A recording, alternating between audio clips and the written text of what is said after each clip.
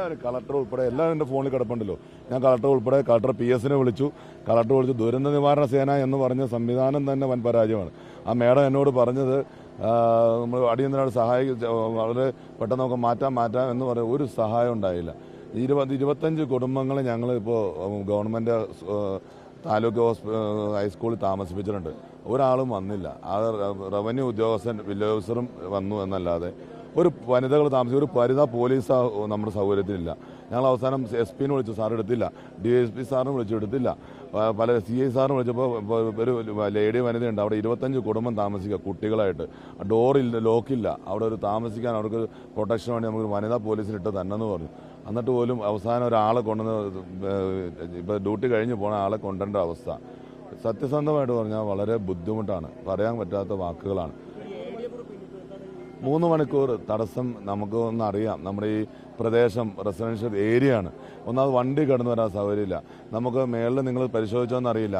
ഇന്ന് 3 ദിവസമായി ഈ ന്യൂസ് വരുന്നു. നാഷണൽ ഹൈവേ ഉദ്യോഗസ്ഥർ തികച്ചും അനാസ്ഥ.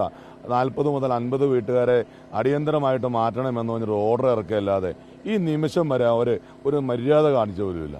ഇത്രയും വലിയൊരു പ്രതിസന്ധി നടക്കുന്ന ഒരു വഴിയാണ്, ഇത്രയും വലിയ റോഡ് എടുക്കുന്നത്. നാഷണൽ ഹൈവേ ഉദ്യോഗസ്ഥർ തികച്ച പരാജയമാണ് നമ്മളോട് സംബന്ധിച്ചത്. അവരൊരു പഞ്ചായത്തിലേക്ക് അതിൻ്റെ കോപ്പി 2 അടിച്ച് പഞ്ചായത്തിലേക്ക് തന്നു. ഞങ്ങൾ ഇന്നലെ 3 ദിവസമായി ഞങ്ങൾ മെമ്പർമാർ, ആ സിദ്ദീഖ് മെമ്പർ ഉൾപ്പെടെ വന്ന ആളുകൾ ഇവരെ മാറ്റിക്കൊണ്ട് നടക്കുക. ഇതാരോടാണ് ഞങ്ങൾ പറയുക? ഇനിയും പ്രതിസന്ധിയാണ്. നോട്ടീസ് കൊടുത്തു എന്നുള്ളതൊക്കെ ഇന്ന് ഉച്ചയ്ക്ക് ശേഷം ഉണ്ടായ സംഭവമാണ്. ഞങ്ങളാണ് ഇവിടെ വന്നു വില്ലേജ് ഓഫീസർ ഉൾപ്പെടെ വന്ന് മുഴുവൻ ആളുകളെ നമ്മൾ മാറ്റാൻ ശ്രമിച്ചു. ചില ആളുകൾ, പ്രായമുള്ള ആളുകൾ തൊട്ടടുത്ത വീടുകളിലേക്ക് മാറ്റി. ബാക്കി മുഴുവൻ ആളുകളെ നമ്മൾ മാറ്റി. ഇവർ തൊട്ടടുത്ത തറവാട്ടിലേക്ക് മാറുമെന്ന് അറിയിച്ചു. ഒരു തറവാട്ടിലേക്ക് പോയി. അപ്പോൾ സേഫ്റ്റി ആണല്ലോ നമ്മളും വിചാരിച്ചു. പിന്നെ അവരിങ്ങോട്ട് വരുമെന്നുള്ളൊരു പ്രതീക്ഷ നമുക്ക് ഉണ്ടായിരുന്നില്ല.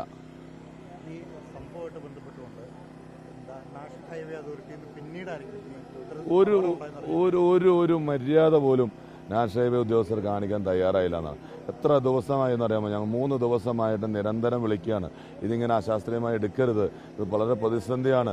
ഇന്നലെ കട്ട് ചെയ്ത് വെച്ചിട്ട് ഞങ്ങൾക്ക് ആകെ പ്രതിസന്ധി വന്നു. ഇന്നലെ കട്ട് ചെയ്തിട്ട് ഇന്നലെ ഇടിയും ഇന്നലെ ക്രാക്ക് വന്നിട്ട് ഇന്നലെ രാത്രി മുതൽ ഇന്ന് രാവിലെ വരെ പണിതു. എന്നിട്ട് പോലും അത് നമുക്ക് പൂർത്തീകരിക്കാൻ സാധിച്ചില്ല. ഇന്ന് ഉച്ചയും ഞങ്ങൾ പണിയാൻ ശ്രമിച്ചപ്പോഴാണ് ഭയങ്കര വിള്ളൽ വന്നത്. അത് കണ്ടപ്പോൾ ഉറപ്പായിട്ടും ആർക്ക് കണ്ടാലും സംശയമില്ലാതെ പറയാതെ ഇടിഞ്ഞു പോരുമെന്ന്. ഉച്ചയ്ക്കാണ് അത് വിണ്ടത്. മറ്റ് ക്രാക്കുകളൊക്കെ ഇന്നലത്തെ വർക്കോടുകൂടി മാറിയിരുന്നു. ഇത് മുകളിലേക്ക് വരുമ്പോൾ അതിൻ്റെ ക്രാക്ക് വലിയ ക്രാക്കാണ് ഇന്ന് ഉച്ചയ്ക്ക് ഉണ്ടായത്. ആ ക്രാക്ക് വന്നു കഴിഞ്ഞപ്പോൾ 4ഓളം വണ്ടികൾ ഇട്ടുകൊണ്ട് അടിയന്തരമായിട്ട് നമുക്ക് മാറ്റാൻ ശ്രമിക്കാമെന്ന് പറഞ്ഞു. പക്ഷേ നടക്കാത്തൊരു സാഹചര്യം വന്നു. അവിടെ അത് വണ്ടി ഇട്ട് പണിയാണ്. അപ്പോൾ ഇരുട്ടായപ്പോൾ പിന്നെ നടക്കില്ല. അപ്പോൾ വണ്ടി ഞങ്ങൾ നൈറ്റ് പണിയാം എന്ന് കരുതിയാണ് ഇവരൊക്കെ മാറ്റിയത്. നിർബന്ധിച്ച് മാറ്റുകയാണ് ചെയ്തത്. അപ്പോൾ ഇവരൊക്കെ മാറ്റാൻ കാരണം നൈറ്റ് പണിയാം, അപ്പോൾ കുറച്ചുകൂടി സേഫ്റ്റി ആവുമല്ലോ എന്ന് വിചാരിച്ചു. പക്ഷേ നമുക്ക് അവിടെ വണ്ടി കയറാൻ കഴിയില്ല. ആ വണ്ടി ഓടിക്കുന്നവർക്ക് പോലും പേടിയായിരുന്നു. ഗതാഗതം പുനഃസ്ഥാപിക്കുന്ന സാഹചര്യത്തിലേക്ക് എത്തിയായിരുന്നു മുകൾ ഭാഗത്ത്? ഇല്ല, അതിനുള്ളൊരു സാഹചര്യം ആയിട്ടില്ല. ഇനിയും പ്രതിസന്ധികൾ നിലനിൽക്കുകയാണ്. ഉറപ്പായിട്ടും ഉണ്ടല്ലോ, വളരെ പ്രതിസന്ധിയാണ്. ഇനിയും മണ്ണിടയാനുള്ളൊരു സാഹചര്യമുണ്ട്. അടിയന്തരമായിട്ട് വളരെ ഗൗരവമായിട്ട് എടുത്തില്ലെങ്കിൽ ഇനിയും വ്യാപകമായ ബുദ്ധിമുട്ടുകൾ ഈ മേഖലയിൽ ഉണ്ടാവുമെന്നുള്ള കാര്യത്തിൽ സംശയമില്ല.